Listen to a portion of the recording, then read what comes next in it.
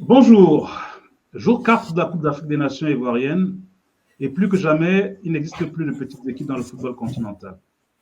Les résultats depuis samedi le démontrent. Seules la Côte d'Ivoire et le Sénégal ont pu s'imposer largement depuis le début de la compétition. De tout ça, nous allons parler avec nos invités du jour.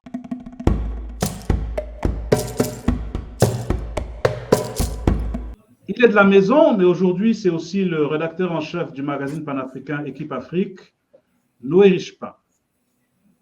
Signé Naha, zone mixte, toutes les différentes campagnes, impossible de le manquer, Richard Naha est avec nous.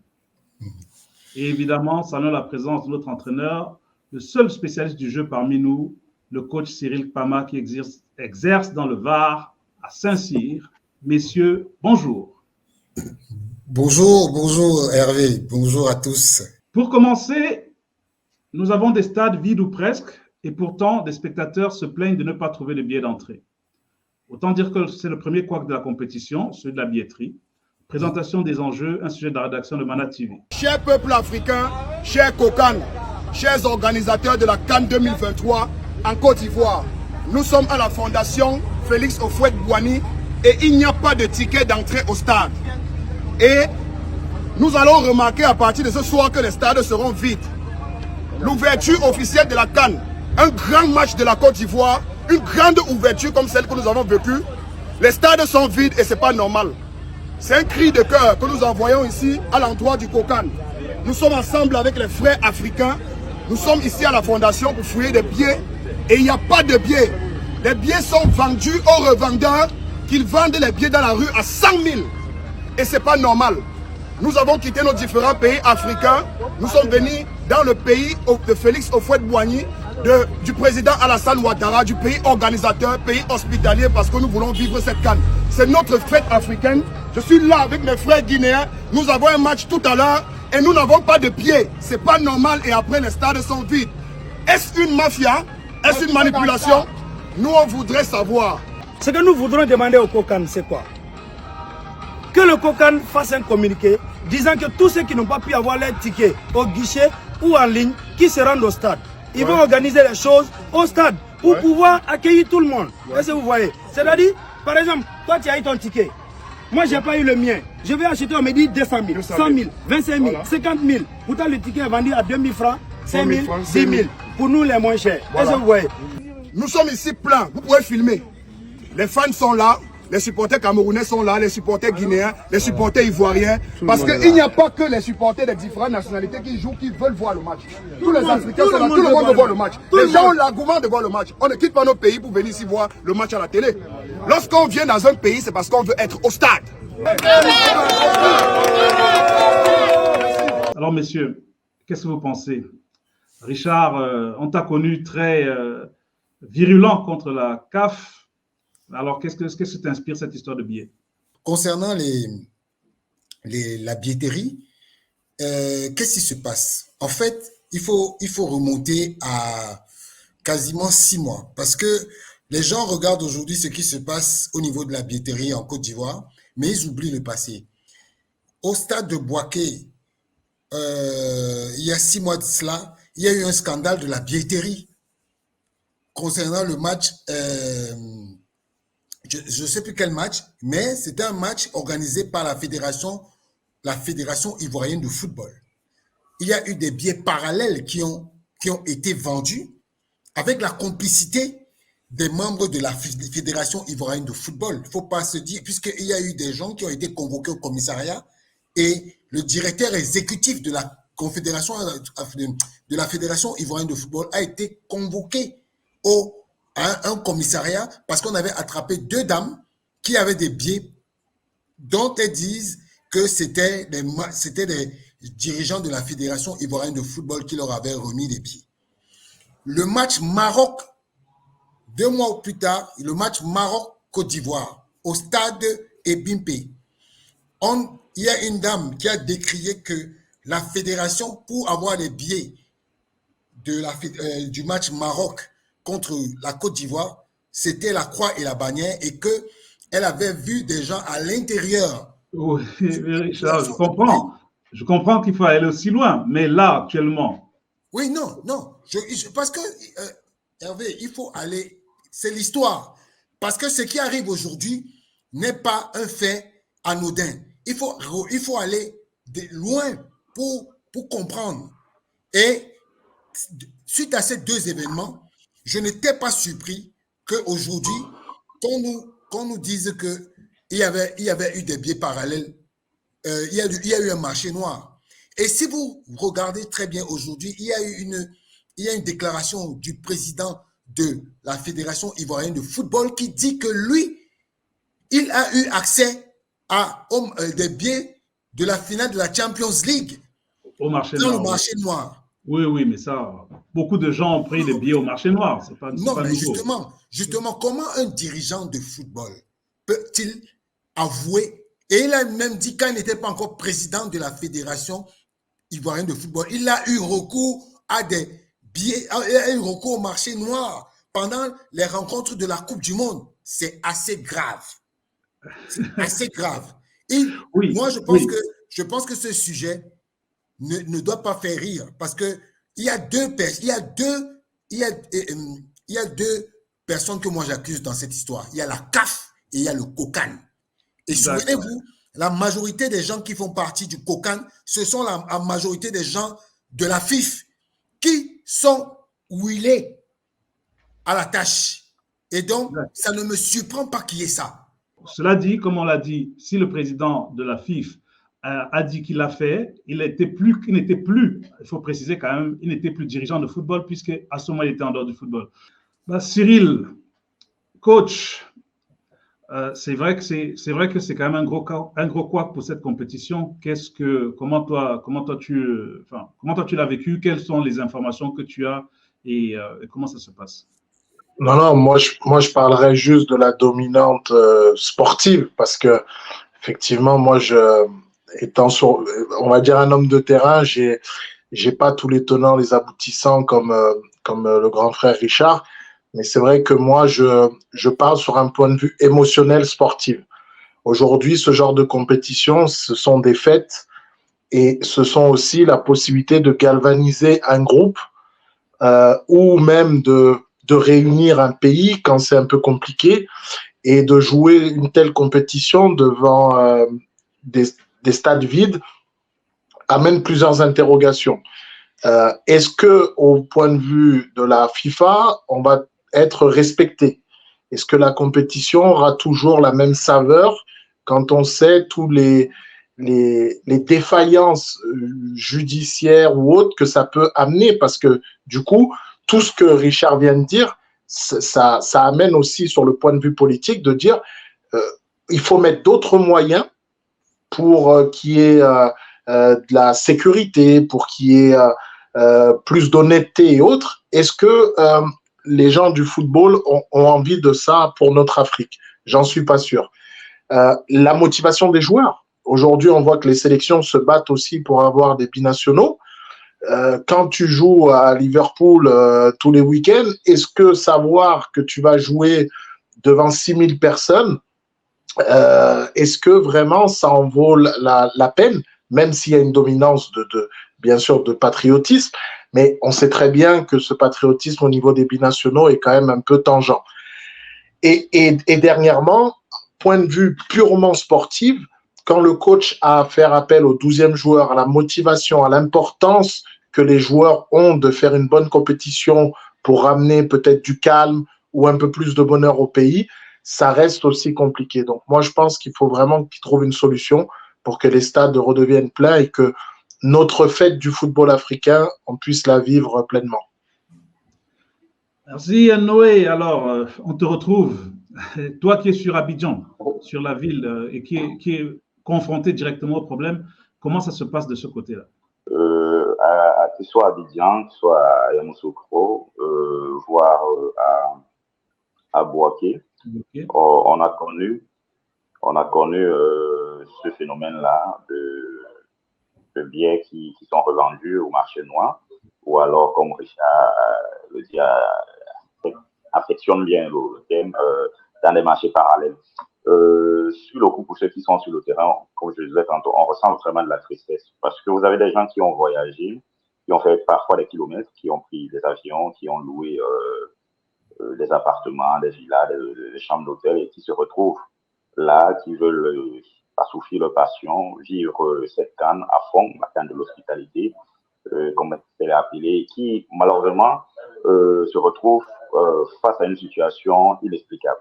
Parce que quand vous allez dans les centres où sont censés être vendus les billets, on vous dit qu'il n'y a plus de billets, les billets ont été pourvus, ont été vendus, mais on ne voit pas les spectateurs au stade, malheureusement. Et effectivement, devant les prix, il y a tout un marché qui s'est organisé.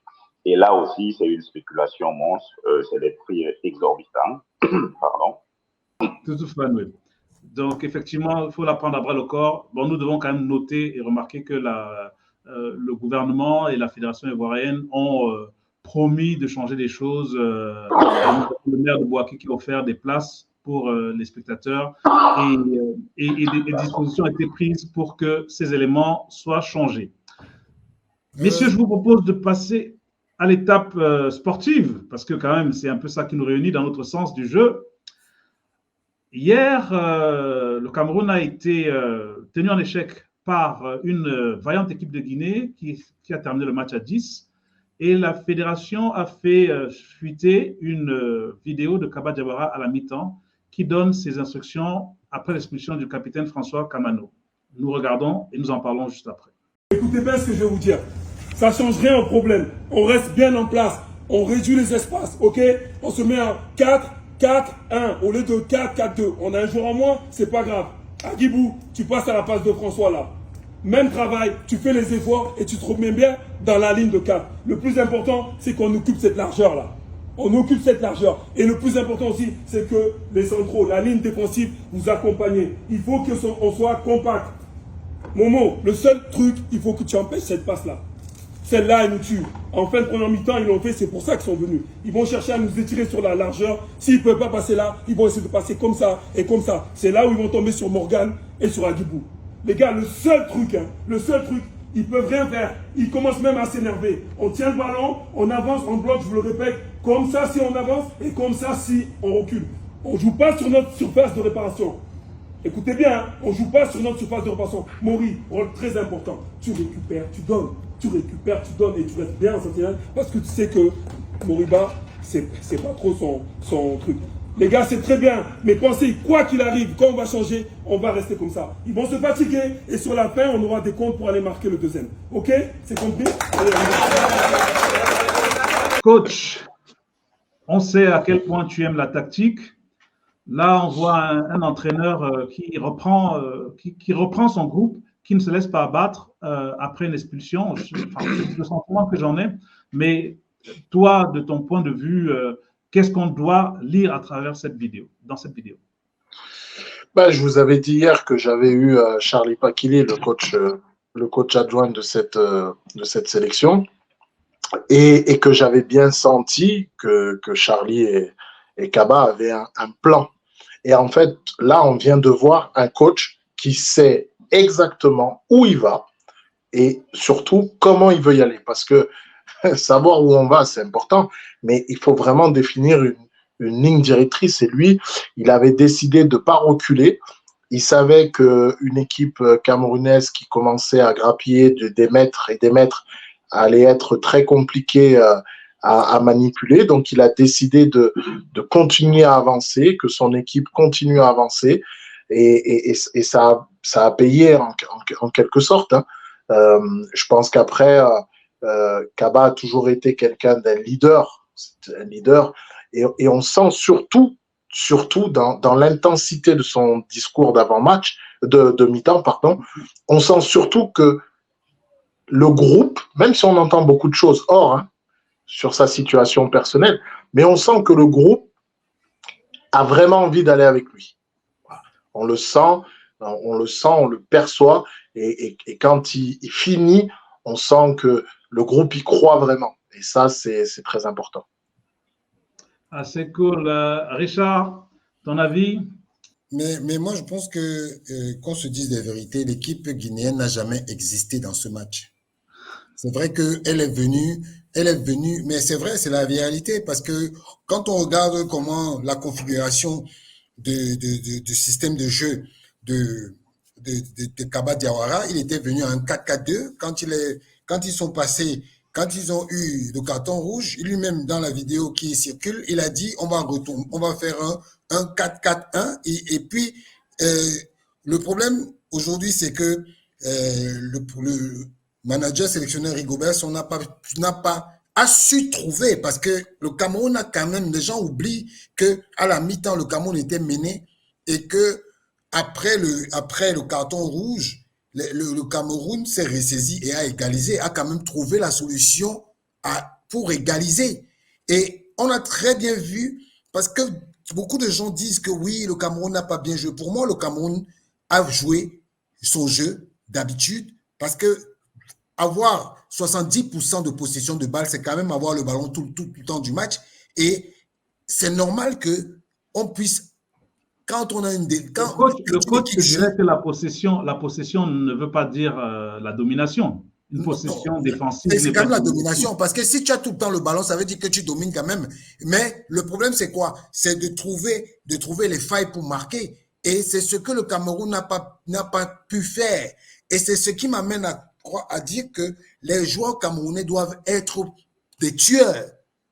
Ils doivent être des tueurs, parce que il y a des choses, il y a des actions qui ont été faites dans les 45 mètres, les 45 mètres de la Guinée, qui n'ont pas pu être concrétisées. Donc pour moi, le problème du Cameroun, c'est qu'ils n'ont pas de joueurs assez tueurs pour gagner des matchs. Parce que on va me parler de repositionnement de Castellotto et tout ça là, mais quand moi j'ai causé avec quelqu'un qui m'a dit, mais un système, c'est juste une mise en place, mais qu'on peut changer en cours de match. Donc pour moi, je dis, le Cameroun, c'est le Cameroun qui s'est fait battre seul. La Guinée n'a jamais existé dans ce match, et Kaba Diawara est venu faire. Si vous regardez à la fin du match, qu'est-ce que François Kamono fait? Il est content parce que l'objectif a été atteint. Pour eux, ils savaient qu'ils venaient prendre une tasse. Mais le Cameroun n'a pas réussi à leur mettre une tasse, mais il a quand même réussi à jouer son match nul. Oui, alors, plus convaincu par Kaba que Richard? Pour moi, le Cameroun s'est compliqué la tâche très rapidement. Et en prenant surtout ce but, parce que c'est là où je rejoins Richard. On a si bien contenu cette équipe. Elle n'a pratiquement pas existé. Je crois que tous ceux qui ont regardé le match étaient plus en colère contre l'animation de jeu qu'a voulu mettre son pied que contre la performance des Guinéens. Parce que moi, j'étais avec des confrères guinéens. En aucun moment, je les ai vus célébrer forcément leur équipe. Si oui, la bravoure de n'avoir pas encaissé, disons, en infériorité numérique face aux Lions indomptables. Mais dans la production du jeu, je ne sais pas si vous vous rappelez les deux actions d'éclat de la Guinée, ça n'existe pas. Ça n'existe nulle part. Même le but, il est totalement anodin, en fait. Oui. Donc, Oui, je vous trouve. Je vais juste te dire que le Cameroun a fait 5 tirs cadrés contre 2 tirs cadrés pour la Guinée. Et la Guinée, en 90 minutes, n'a même pas eu un corner. Même un corner. Le Cameroun en a eu 5. Et c'est la preuve que la Guinée n'est pas venue jouer. La Guinée est venue pour la preuve. Quand on voit la vidéo de Kaba Diawara, il a dit on va jouer en 4-4-1 et on va procéder par des contres. Et c'est ce qui s'est passé. Donc, mais bon. Voilà. Non, mais Richard, à ce niveau, tout le monde s'attend. Tout le monde se sera attendu à cela. Donc, procéder par contre, tout le monde se sera attendu à cela. C'est une façon de faire, procéder par contre et assister en transition. Bon, mais si on a été un peu bavard aujourd'hui, là, donc on doit aller rapidement parce qu'on a encore des sujets, si on veut tenir dans nos temps. Le premier, c'est les matchs du jour. Aujourd'hui, avec la Mauritanie qui n'y arrive toujours pas, malheureusement. Ça fait trois participations et là encore, jusqu'au bout, ça aura tenu. Alors, messieurs, on va être rapide. Penalty ou pas penalty? Penalty, moi. Cyril? Penalty. Je pense que le joueur n'avait pas intérêt à ce moment du match à faire ce genre de tacle. Quand tu es un pro, tu accompagnes. Tu accompagnes et puis tu laisses. Parce que ce qui est sûr, c'est que le joueur était derrière. Donc, il aurait pu accompagner l'attaquant. Et que même si le gars veut centrer, il place son pied corner. au lieu de tacler pour tacler. Penalty pour Richard. Pour coach Cyril? Oui, penalty. Penalty. C'est un peu injuste quand même pour le travail fait par l'équipe. Oui, mais la justice est bonne quand tu es dans les clous. Là, tu es injuste, c'est injuste parce que tu as fait quelque chose qui n'est pas dans les clous. Tu es dans une surface de réparation avec beaucoup d'adrénaline, avec aussi des émotions qui sont en train de se vivre. Il faut trouver les ressources nécessaires, donc la lucidité, pour fermer la ligne, pour essayer de fermer la ligne, de réduire l'espace pour que le gardien puisse aussi avancer et réduire la possibilité qu'on mette un ballon au premier poteau. Il a voulu intervenir, c'est quitte ou double, il a perdu. Un petit mot. Justice, tu dis injustice, mais regarde le côté burkinabé, ils auraient crié aussi à l'injustice. Donc, quand tu dis injustice pour la Mauritanie, pense aussi au Burkinabé qui aurait crié au scandale qu'il n'y ait pas eu pénalty. Ok, messieurs, là, le deuxième match a donné une super victoire. Je crois que c'est la première victoire de la Namibie dans l'histoire de la CAN. Coach, alors, qu'est-ce que tu as pensé de cette équipe namibienne? J'ai beaucoup aimé. Et puis, comme j'aime parler, je crois que cette Coupe d'Afrique sera la Coupe d'Afrique de la transition. On a des équipes qui sont extrêmement vivaces. On a des équipes qui sont vraiment très en forme. Et ce que j'ai surtout aimé avec la Namibie, c'est leur façon de finir le match. On aurait pu imaginer un bloc bas, vraiment soudé, solidaire. Ils ont continué à attaquer, ils ont continué à presser. Des fois, il y avait l'avancant qui courait tout seul. Ça faisait monter le bloc de 20-25 mètres. Ça leur a permis de vraiment être très dangereux, de continuer. Et franchement, c'est une belle surprise. Pour moi, en tout cas, c'est une belle surprise parce que j'ai vraiment vu des joueurs, sans faire offense à qui que ce soit, à leur poste, avec un vrai schéma de jeu, avec une vraie envie de jouer collectivement. Quand on regarde un peu la configuration de l'équipe qui était, le coach, il a fait un 4-1-4-1. C'est bizarre parce que si vous regardez bien, il avait son numéro 18 là, Aprécius Petrus. Il faut retenir ce nom parce que ce joueur, déjà contre le Cameroun, m'avait vraiment étonné. Quand vous regardez, et ce que vous ne savez pas, c'est que Aprécius Petrus, c'est lui l'élément moteur du milieu de terrain de la Namibie. Parce que lui, il est un globe-trotteur, il est partout. Même en attaque, on le retrouvait. Et parfois, on le retrouvait souvent avec à côté de Peter Chalouli. Parce moi, j'ai vu ce match et j'étais bluffé par le système mis en place. Et quand on regarde cette équipe, elle est disciplinée malgré le fait que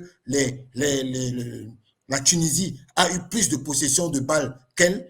On n'a pas, parce qu'il faut dire que la Tunisie avait 61% de possession de balles. Moi, quand j'ai regardé, je me suis dit, mais c'est une erreur ou c'est quoi? Parce que quand on regardait la configuration du match, on avait l'impression que c'était la Namibie qui dominait et qui avait plus de ballons. C'est ce que je dis, Richard. Il faut écouter le coach. Il a dit c'est la CAN de la transition. La CAN de la transition. Oui, on va vite vers l'avant. Je suis tout à fait d'accord, c'est la CAN de la transition. Parce que demain, on va revenir dessus. Vous allez voir une équipe tanzanienne tenue par un coach, le meilleur coach il s'appelle le Lion Blanc. Je ne vous donne pas son nom, je vais vous donner ça à la fin. Ok, on note. Alors, Noé, assez rapidement, s'il te plaît. On attend voir ce que ton ami va faire, quoi. Ton ami algérien, comme tu voulais le cacher. Ton ami algérien fera demain, on verra bien. De toute façon, je pense que j'ai vu un agréable match. Je n'étais pas au stade parce que je n'étais pas à Boaké. Mais j'ai eu quand même le temps de regarder ce match et il était vraiment plaisant, agréable à voir. On a vu des Namibiens qui ont confirmé leur bonne production de jeu et surtout leur style qu'ils ont eu face au Cameroun au match retour. On a vu assez bien et on a compris pourquoi on a eu du mal, nous, à les gagner et pourquoi on a été battus. on voit bien également aujourd'hui qu'on n'a pas besoin de grands noms ronflants ou dans de grands championnats ronflants pour pouvoir faire une équipe de football. On a besoin plus de solidité, on a besoin de solidarité dans l'équipe, on a besoin d'aller piocher là où on a les meilleurs jeunes qui jouent, que ce soit sur le continent ou même dans les championnats locaux. Et voilà, pour moi, aujourd'hui, Benjamin fait exactement ce que les autres ne font pas. Messieurs, merci. Demain, nous avons les entrées en jeu pour la fin de la première journée du Maroc et de la RDC. L'occasion d'avoir l'œil de Flo.